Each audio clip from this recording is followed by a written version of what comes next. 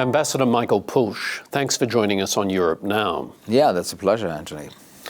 2019 has been a year of mixed developments for the European Union, those of stunning opportunities balanced by all sorts of new looming risks.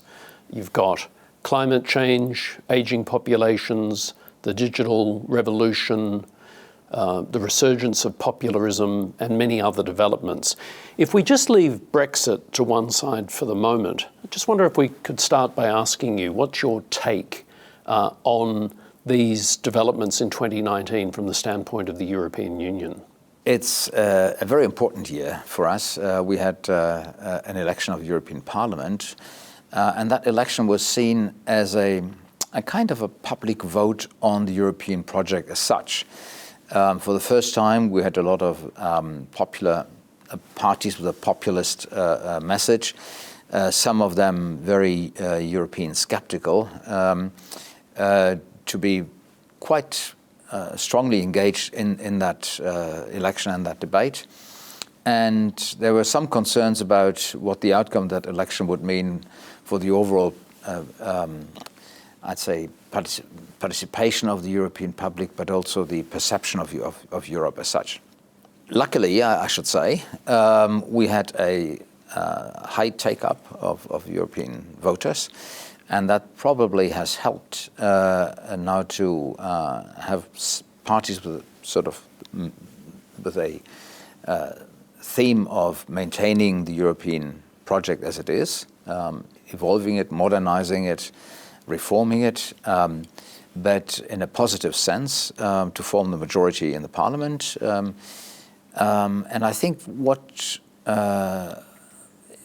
I believe is a very positive outcome of that election is a clear higher involvement of young voters in that election. We can't take Europe for granted anymore. We have to be engaged, and I think that message came through. So that was one part. We also had then to go through a process of finding a new leadership team for Europe. I'm very pleased that we have a new leadership team that has emerged with a lot of ideas about how they want to take Europe forward. I just came back from the annual European Ambassadors Conference in Brussels, and we had the privilege to meet with all three leaders, European Commission, the Council, European Council, and the Parliament. And Mrs. von der Leyen, who will replace President Juncker at the head of the European Commission, explained to us her three main avenues for political development inside the European Union, and that is to respond to climate change with a new Green Deal, to focus on digitalization and all issues related to digitalization, the economic part, the financial, but also societal challenges that come with it. And then to create a Europe that guarantees the security of its citizens, that looks at some of these geopolitical, environmental issues, if you wish, a stronger emphasis on foreign and security policy, tackling issues related to migration and cybersecurity. So a new focus on the outside challenges that we are seeing here. Brexit grips world attention, absolutely centre stage still at the turning point of 2019 into 2020. And we've had so many different versions of Brexit, from hard Brexit, soft Brexit, no deal Brexit. And now alongside all of that, just when perhaps you might have thought that the situation couldn't get any more murky or ambivalent, all sorts of new developments from the UK, intervention of the Supreme Court, lots of additional issues and problems on that side of the equation. Looking back at it, do you think that, from the vantage point of moving from EU 28 to EU 27, was there just an underestimation as to just the sheer complexity of this whole process and what is actually going to be involved in the disentanglement of the UK from the European Union? let's put it this way. I had the opportunity to meet our chief negotiator, Michel Barnier, just about 3 days before the first round of negotiations with his UK counterparts at the time. And he was very clear about the enormous difficulties and challenges that we will face in that process. He looked at all the issues that needed to be put on the table and solved, and the complexity of those. Some of them are interlinked, and he feared that many who are dealing with this topic of Brexit have not ever bothered to look into all the details and what it would mean basically on a day-to-day basis and on daily lives of our citizens. So yes, I think for those who were not dealing with European affairs directly, they probably underestimated what it would mean. Mm. The United Nations Secretary General Antonio Guterres has recently, in a speech, highlighted the dangers of an emerging fractured world between that of the United States on the one hand and of China on the other. And he's highlighted these dangers in terms of an emerging rival set of internets, of trade, of finance, of military strategies, and so on and so forth. In terms of the European project and its commitment to an international rules-based order, how threatening are these developments, and what is the response from the EU? Quite right. The EU is a strong defender of the multilateral system. We believe that the world has benefited from the fact that we moved to a world of norms and standards and rules of behavior, that everyone is treated on the merits of their case and not on the strength of their economies or their military power. And that is a world in which every country can flourish, whether it's small or big. The European Union has a certain size, which helps us shield itself up to a point from these decoupling efforts that you mentioned. But obviously, they also have repercussions for European businesses. There are examples where European companies who invested in the US, for instance, for production, are now a victim of counter-sanctions by China. And so the whole purpose of reaching out to the US market did not work out as intended. And vice versa, investments in China, European products that come from that production sites face difficulties in reaching its markets in Northern America. We continue to believe in the value of an international rules-based system. And in fact, there is now in New York a new alliance for multilateralism that was launched, initiative by Germany and France. Foreign ministers will be there, and I understand about 40 countries will already join this. It's one way of underlining that there is a broad-based global wish to maintain that system that served us so well. Climate change remains top of the global political agenda, and recently we've seen global protests about climate change and lack of progress on climate change. And this appears to be an issue that particularly galvanizes the younger generation, although not only the younger generation.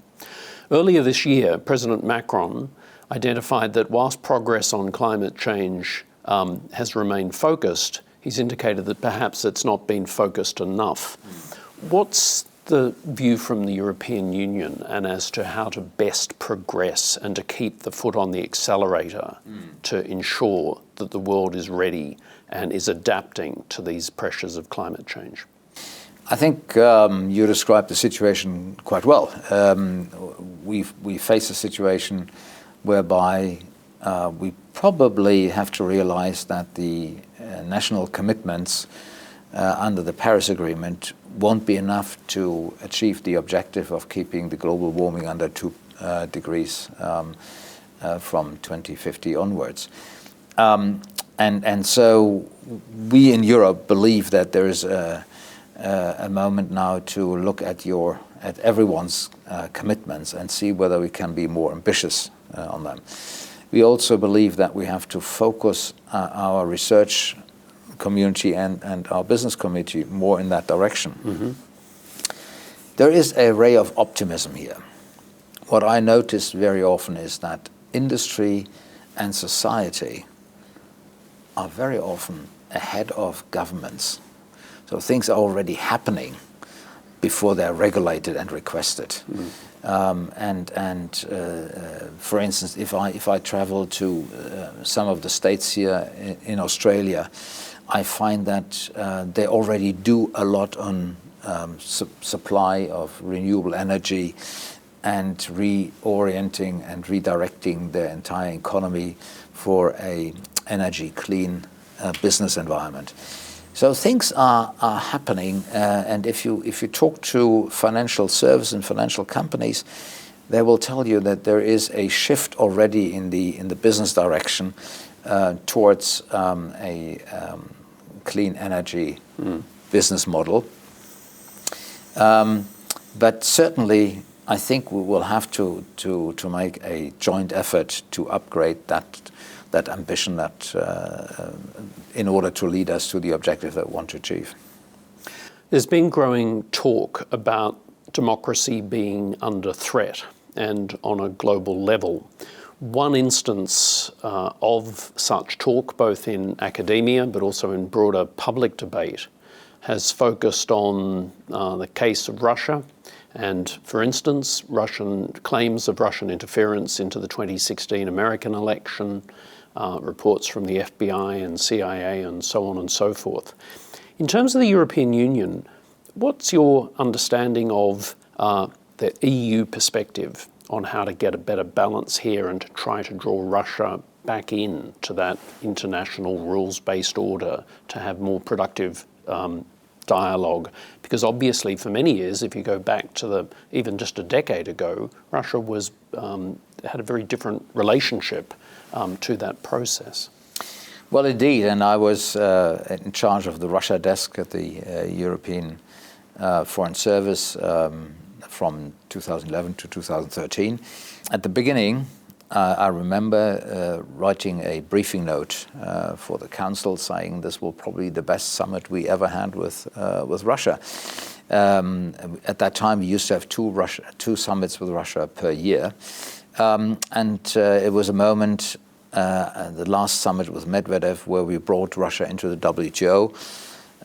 It was the last international agreement where Russia was not a member yet. We believed that it would have a positive impact to have Russia as an economic stakeholder in the WTO to be part of its rights but also its obligations. We were talking about a framework agreement, about visa-free travel. We were talking about more student exchange and cooperation, innovation, research. We're discussing how to tackle some of the very difficult foreign policy challenges. Russia was part, at that time and still is, of the Iran group, for instance, that negotiate the joint comprehensive agreement with Iran.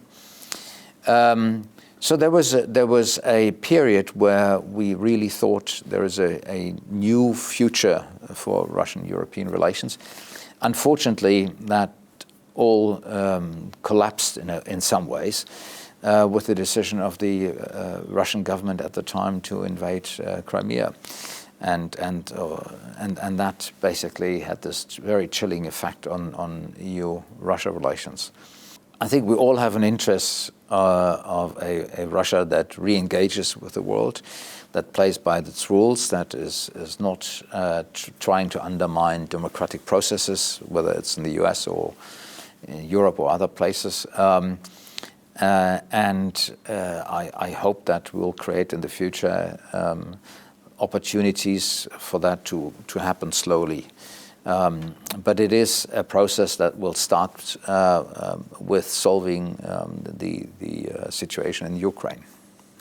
Michael, you took up your position as EU Ambassador to Australia following your time as EU Ambassador to Singapore, and you've now been here in Australia for some period. I'm wondering what you're finding in terms of your time as EU Ambassador in Australia, and particularly in terms of as you observe the development and the deepening of the relationship between Australia and the EU. Yeah, absolutely right. I mean, what I find quite fascinating about Australia when I came here is to get to know more about the breadth of this relationship and how it is growing. I'm now dealing with topics that I've never thought about. For instance, space policy. For instance, industrial policy. We are talking about an IT dialogue. There's more discussion about what we can do on mobility issues, transportation, aviation, a relaunch of a comprehensive aviation transport agreement, for instance. So it's a much broader agenda that we have today than we ever had before. And it is helped by a new framework that we've given ourselves with the so-called Framework Agreement, Australian and European Union, which is a political document now ratified by Australia and more than half of the European member states. And of course, in many ways, politically helped by the process and then the perspective of having a free trade agreement between Australia and the European Union. I was dealing with Australian issues 12 years ago in Brussels. To have an FTA with Australia was more or less unthinkable at the time. Now we are in the midst of very engaging discussions and with a very ambitious objective, both in terms of substance but also on timing. With the next round of 2019 discussions on the FTA, there have been various media reports that some of the focus has shifted on to questions about, duties being relaxed on importation of European cars and other discussions about the quality of petrol that's imported to Australia and so on and so forth. Can we have a kind of update on how you see the FTA and how things are progressing? Well, the first thing to say is there is a good atmosphere in the negotiations. It's important. One of the first things that negotiators want is to build trust and confidence in that negotiations and in the cooperation with their counterparts, and that is happening and has happened. So that is an excellent starting point. The second element, which I think is important, is there is bipartisan support for the FTA with the EU here and broad-based support in Europe. So it's not an undertaking that's just supported from one part of the political spectrum. Now, we do have a few sensitive issues in that negotiations, as you always have in these negotiations of that sort, particularly if you want to have a very ambitious and broad-based agreement. Agriculture certainly will be one of those. It is important here, it is important in Europe as well. And sometimes it's important beyond its economic relevance, I would say. We have to ensure that all parts of the society do have a clear understanding that they will gain from that process that we've undertaken. For Australia, that means opening up the European market for some of their excellent agricultural products, which basically will benefit also European consumers, to be frank. But it will also mean that here in Australia, you will protect geographical indications, that's to say, products coming from Europe where we have a special branding of these products because they only can be produced in a certain way in a certain area. We've gone through that process already 25 years ago with wine. The result of that was it benefited Australian wine industry enormously. They had to move away from using European names and they had to develop their own brands and their own denominations. And they did, and very successfully so. I talked to producers in Margaret River, for instance. Overall, they tripled the volume of their exports to Europe they quadrupled their profits. They're very happy with that. So one has to look at this whole project not as a protectionist measure, but as a kind of an IPR for agricultural communities. And we are already 1/3 of those products that are protected under our GI, what we call geographic indications list in Europe, are of non-European produce. We are opening this up for Australian companies and for Australian producers as well. Finally, Ambassador, I'd like to ask you, if I could, for you to look through your ambassadorial crystal ball, perhaps out to say something like 2050, in terms of what you've just sketched about the development and deepening of the relationship between Australia and the EU, and particularly in terms of many of the things that you've highlighted. And when I think about what's been occurring, for example, where the Hawke Jean Monnet Centre of Excellence is located in South Australia, yes, the Australian Space Agency and dialogue with the Galileo program. We look at what's happening with the program in defence and the building of the submarines and the frigates and engagement with French and many other European companies and industry. And it's just an extraordinary period of transformation underway.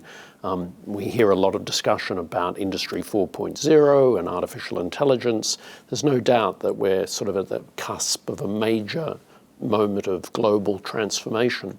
But as you look out, what would be your hope for that relationship between the EU and Australia in the decades ahead? Where do you think that relationship, where might it head to? What I hope it will head to is that doing business in Australia will become a natural part of doing business for European companies globally.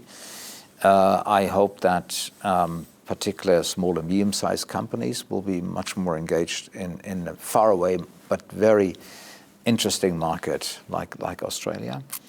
I hope that, as we do now with some of the projects that you mentioned, submarines, for instance, that we get a broad-based cooperation up and running,